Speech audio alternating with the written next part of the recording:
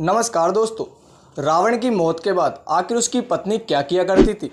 कहा जाता है कि रावण की सोने की लंका आज भी श्रीलंका में मौजूद है। कई ऐसी भी गुफाएं दिखाई जाती है जहां कहा जाता है कि रावण का सोना चांदी वहां मौजूद है। लेकिन रावण इतना मायावी था कि वो किसी को भी एक चुटकी में खाक में बदल सकता था और इसीलिए लोग रावण की गुफाओं में जाने से डरते हैं। बाकी रावण के वध के बाद उसकी पत्नी का क्या हुआ था, उसके भाई विभीषण का क्या हुआ था, यहाँ तक कि जो उसकी सोने की लंका शिवजी ने उसे भेंट करी थी उसका क्या हुआ, सब सवालों के जवाब दोस्तों हम आपको इस वीडियो के जरिए देंगे। तो चलिए वीडियो को स्टार्ट करते हैं।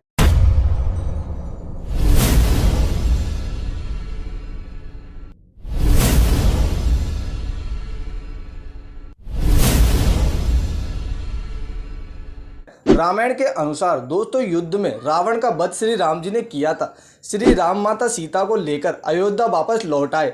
अयोध्या लौटते समय दोस्तों श्री राम जी ने रावण के भाई विभीषण को रावण की लंका का राजा घोषित कर दिया था और अब विभीषण ही लंका पर राज करते थे। रावण की पत्नी मंदोदरी दोस्तों कहते हैं कि रावण के मरने के बाद इतना दुखी भी नहीं थी, क्योंकि वो जानती थी कि माता सीता का हरण करके रावण का अंत श्री राम जी के हाथ होना ही था।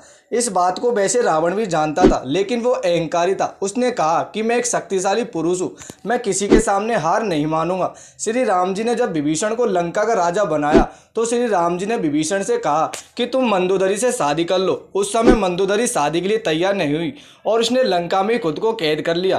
कई महीनों तक कैद रहने के बाद उसने खुद ही विभीषण से शादी कर ली और लंका की महारानी बन गई।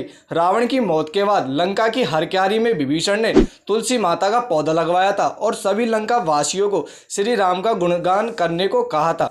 कहते हैं दोस्तों कि श्रीलंका एक श्रापित जगह है और कभी फल फूल नहीं सकता। वह दरअसल सीता माता ने इस रावण और लंका वासियों को श्राप दिया था। जब सीता माता अशोक वाटिका में कैद थी, सीता माता ने कहा कि जिस तरह आज मेरे पास सब कुछ होते हुए भी मैं खुश नहीं हूँ, ठीक उसी तरह लंका वासी भी कभी कुछ पाने के लिए तरसेंगे। और इस बात को वास्तव में भी आप सच होते देख सकते हो कि श्रीलंका आज भी पनप नहीं पा रहा है।